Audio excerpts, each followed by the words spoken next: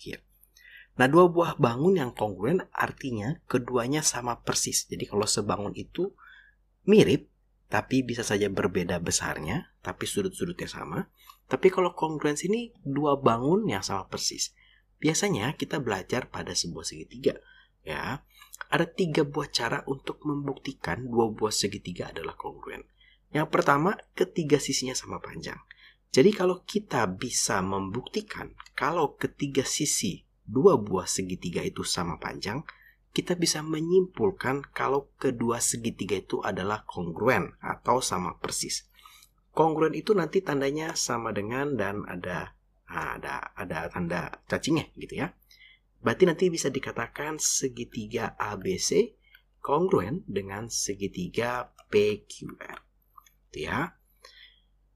Yang kedua, itu adalah kita bisa membuktikan dua buah segitiga kongruen kalau kita mempunyai dua sisi sama panjang dan sebuah sudut sama besar. Jadi biasanya ini disebut dengan sisusi. Ya, sisi, sudut, sisi. Di mana dua sisinya sama panjang, yang satu sudutnya yang diapit di antara kedua sisi tersebut juga sama besar. Tapi ada juga bentuk yang berbeda, yaitu seperti ini. Kakak punya sisu. Tapi untuk yang ini ada sebuah syaratnya. Syaratnya apa, Kak? Syaratnya adalah kedua sudut ini harus sama-sama lancip atau sama-sama tumpul. Jadi paling aman kalau kita bisa membuktikannya di mana sudutnya itu di antara kedua sisi yang sama panjang.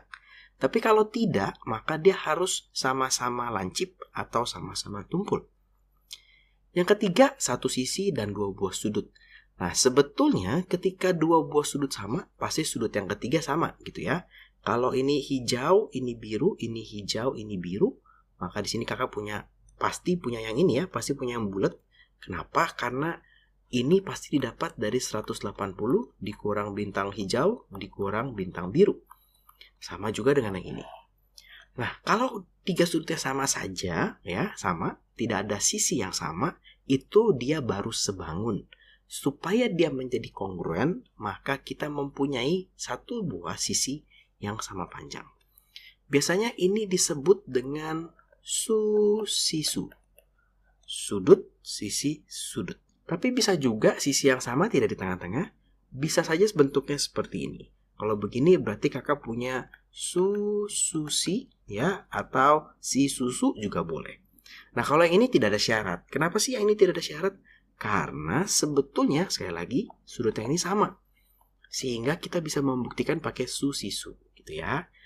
Nah, gimana sih soal-soal tentang kongruensi? Biasanya itu soal-soal tentang kongruensi sedikit lebih tidak banyak variasinya karena biasanya lebih ke arah pembuktian. Contoh soalnya ada seperti ini.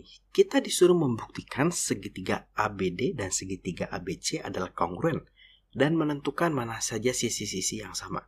Sebetulnya kalau melihat dari soalnya tidak ada sudut yang dikasih tahu, kemungkinan besar kita akan membuktikannya dengan postulat ya, atau dengan syarat sisi.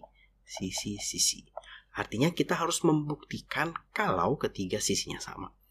Nah, kalau kita melihat di sini, sisi yang pertama itu adalah sisi AD sama dengan BC.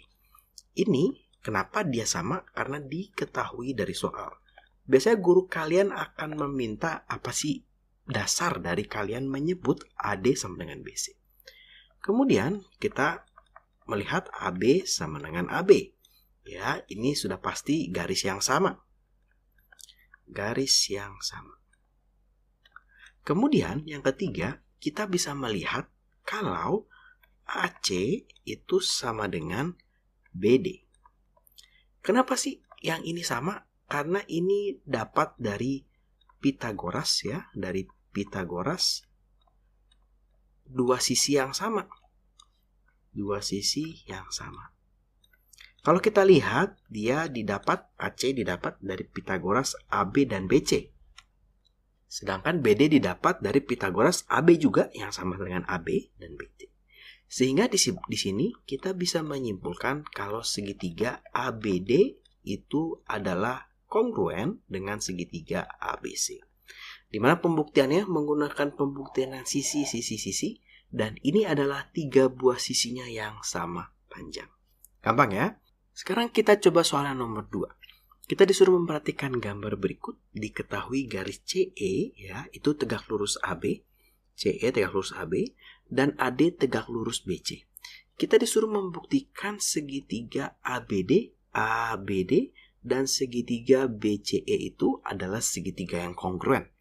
Nah, kalau kita lihat ya, tadi dikatakan CE ya, sama panjang dengan si AD. Nah, kita akan melihat segitiga ABD. Kakak akan pakai warna putih, segitiga ABD. Di sini kemudian segitiga BCE, kakak akan pakai warna hijau. Kita akan membuktikan bahwa kedua segitiga ini adalah segitiga yang kongruen. Yang pertama, kalau kita lihat yang paling gampang diidentifikasi, itu yang dikasih tahu sama soal, yaitu CE sama dengan AD. Ya, ini jelas nih, diketahui dari soal. Ya, kemudian CE dan AD sudah oke. Kemudian sekarang kita lihat kita punya sudut. Sudut di sini sudut E ya. Ini segitiga BCE yang kakak lihat. Yang di sini segitiga ABD. Maka di sini kakak punya sudut E, ini sama dengan sudut D. Ini kalimatnya adalah 90 derajat, sama-sama siku-siku, dikasih tahu dari soal. Dan yang terakhir yang paling mudah untuk kita perhatikan adalah sudut B sama dengan sudut B. Ini karena dia berhimpit. Oke ya. Maka kalau kita lihat di sini kita bisa membuktikan ya kekongruensian dia dengan syarat yaitu sudut sisi ya. Sudut sisi atau sisi sudut. Karena kita belum mencari sudut yang ketiganya. Tapi boleh juga kita mencari sudut ketiganya sehingga membuktikan dengan sudut sisi sudut ya. Jadi sisinya di tengah-tengah. Tapi ini nggak masalah ya. Kalau kita lihat si sisinya ini ya, kalau sudut 3 ini itu tidak masalah. Yang problem yang menjadi perlu diperhatikan kalau kita ketemu sisi 2, jangan sampai salah. Nah, kalau kita lihat di sini kita bisa menentukan mana saja sih garis-garis atau sisi-sisi yang sama panjang. Tentunya CE dan AD sama panjang ya. Kemudian kalau kita lihat CE dan AD, maka kemudian yang miringnya itu berarti kita punya BA itu pasti sama dengan si BC gitu ya. BA pasti sama dengan BC. Kemudian yang satu lagi yang terakhir itu berarti BD ini sama dengan si BE. Ya, ini adalah sisi-sisi yang sama persisnya. Oke. Kenapa sih kita perlu tahu sisi yang sama persis? Karena nanti kita bisa menggunakan ini untuk melihat atau mengerjakan soal-soal yang berkaitan dengan hitungan. Yang berikutnya kita akan membuktikan kalau segitiga AEF ya, ini sebangun dengan segitiga CDF.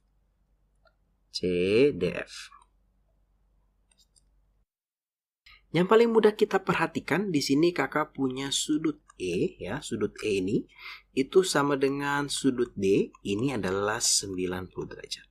Kemudian ada sebuah sudut lagi yang bisa kita ketahui itu adalah sudut F sama dengan sudut F. Kenapa? Karena dia saling bertolak belakang. Nah, memang pengetahuan ini perlu kita cari tahu dulu nih ya. Kenapa sih dia bertolak belakang sama dan sebagainya? Itu bisa kita pelajari di kelas 7 sebetulnya. Bertolak belakang. Nah, kita punya satu buah sisi yang perlu kita buktikan. Kalau kita lihat di sini yang paling mudah memang adalah sisi AE. Ini AE itu sama dengan sisi DC.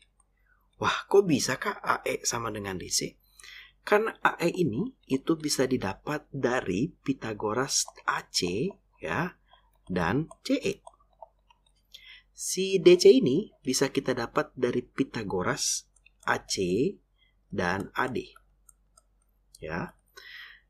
Nah, kenapa kalau dengan dua sisi yang berbeda ini kita bisa mengatakan mereka sama? Karena AC itu pasti sama, ya. Kemudian AD itu, nah ini di soal dikatakan CE itu sama panjang dengan AD, ya, sama CE itu sama panjang.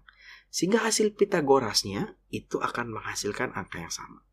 Maka di sini kita punya hasil Pitagoras. Hasil Pitagoras AC dengan CE atau dengan DC. Dengan AD. Ya, ini menghasilkan hal yang sama karena CE sama dengan AD. Nah, jadi di sini kita bisa membuktikan kalau segitiga AEF itu adalah kongruen dengan segitiga CDF itu dengan syarat sama nih, sudut sisi. Ya, cukup mudah sebetulnya, walaupun memang kita butuh banyak berlatih untuk bisa melihat segitiga ini. Nah, ini sekarang kita mencoba soal nomor 3, soal yang lebih sulit. Di sini dikatakan ABCD adalah persegi di mana BE membagi sudut ABD, ya sama besar nih, sama besar. Kita disuruh membuktikan bahwa BA sama dengan ditambah AE, BA ditambah AE itu sama dengan BD. Nah, kalau ketemu soal seperti ini cukup sering keluar ya di beberapa sekolah, soalnya sama persis. Maka yang perlu pertama kita lakukan adalah kita membuat sebuah garis yang tegak lurus dengan BD. Anggap saja F. Karena dia persegi, maka ini pasti siku-siku. Maka untuk menyelesaikan soal ini, kakak harus bisa membuktikan kalau BF itu adalah sama dengan si AB. Ya, harus bisa buktikan itu. Dan juga kakak harus bisa membuktikan kalau AE itu sama dengan DF. Ya. Sehingga kalau dijumlahkan nih AB, atau kakak terus begini deh. Kakak harus bisa membuktikan kalau DF itu sama dengan si AE. Ya. Sehingga kalau dijumlahkan nih BF tambah FD itu kan BD ya. Sedangkan ini adalah AB ditambah AE. Jadi kakak harus bisa membuktikan itu. Caranya gimana? Kakak harus bisa membuktikan kalau segitiga ABE itu adalah kongruen dengan segitiga BFE. Sebetulnya dari bentuknya memang terlihat kongruen, tapi kita butuh membuktikannya. Di sini kakak punya sudut B sama dengan sudut B. Tentu beda ya, sudut B-nya itu adalah ABE dan ini adalah sudut FBE gitu ya. Kenapa? Karena ada garis bagi di sana. Ada garis bagi. Jadi ini adalah garis bagi. BE adalah garis bagi yang membagi kedua sudut ini sama besar. Kemudian yang gampang lagi itu adalah sudut A sama dengan sudut F. Kenapa? Karena 90 derajat. A sudah pasti 90 derajat karena dia persegi. F kita memang sengaja membuat dia 90 derajat. Kemudian tentu BE sama dengan BE. Kenapa dia sama? Karena dia segaris. Maka kita bisa membuktikan, maka kedua segitiga ini, segitiga ABE, itu adalah kongruen dengan segitiga BFE. Ya, dengan postulat sudut-sudut sisi. Nah, di sini kita bisa melihat kalau ini pasti BE-nya sama ya. Kemudian si AB, kalau kita lihat nih panjangnya pasti sama dengan BF, ya. Maka ini pasti sama dengan ini. Dari sini maka bisa disimpulkan kalau si BF itu sama dengan AB. Ya. Sekarang bagaimana membuktikan kalau si EF itu sama dengan DF? Karena segitiga ini kongruen, kita sudah dapat kalau AE itu sama dengan EF. Untuk membuktikan kalau DF itu sama dengan AE, kakak akan meminjam segitiga ini. Kenapa? Karena kalau kita lihat dia adalah sebuah persegi dengan diagonal, maka sudut ini 45 derajat. Ini siku-siku, ini 45 derajat. Ya, maka kita melihat segitiga EFD ini adalah siku-siku yang 45 derajat ya. Sehingga bisa disimpulkan kalau EF itu sama dengan DF. Artinya ini sama dengan DF juga. Nah, maka kita bisa membuktikan kalau BA ditambah AE itu sama dengan BD. Ya, kenapa? Karena BA-nya itu atau AB-nya itu sama dengan BF dan AE-nya itu sama dengan DF. Ya, sehingga ini adalah ketika dijumlahkan adalah BD sama dengan BD. Maka terbuktilah pernyataan ini. Sekarang kita mencoba nomor 4 yang ada sedikit angkanya. Di sini dikatakan RS sama dengan PR. RS sama dengan PR, ya, sama dengan ini. Dikatakan panjangnya adalah 21 cm. Kemudian luas segitiga PQR ini adalah 294 cm persegi. Kita ditanya berapa sih panjang QT gitu ya. Nah, kalau kita lihat di sini bangunannya, dua segitiga ini terlihat seperti sama persis. Tapi sekali lagi kita harus bisa membuktikan kalau keduanya itu sama persis. Yang pertama, kita melihat sudut R sama dengan sudut R. Tentu ini jelas ya, karena dia bertolak belakang, pasti besarnya sama. Bertolak belakang. Kemudian kita punya sudut S sama dengan sudut P. Ini adalah 90 derajat. Kemudian kita punya sisi RS. Ya, RS sama dengan sisi PR. Ini diketahui di soal. Nah, maka kalau kita lihat, maka kita di sini sudah bisa membuktikan kalau segitiga RST itu kongruen dengan segitiga PQR. Ya. Dan kalau kita lihat, ini sudah sama. Ya, ini yang pendek ini pasti sama nih. Nah, ini pasti sama. Kemudian ini pasti sama dengan ini. Maka di sini kita bisa simpulkan kalau TR sama dengan QR.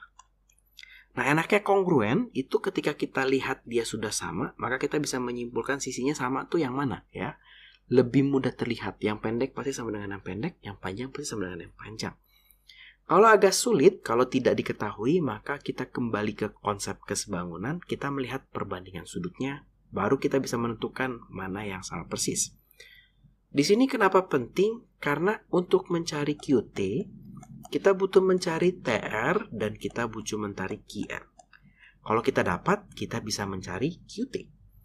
Maka kita akan melihat segitiga PQR, kakak bisa mencari nilai PQ-nya. Dapat dari mana? Karena kakak punya luasnya. Luasnya itu adalah alas dikali tinggi dibagi 2. Luasnya adalah 294 sama dengan alasnya anggap saja PQ.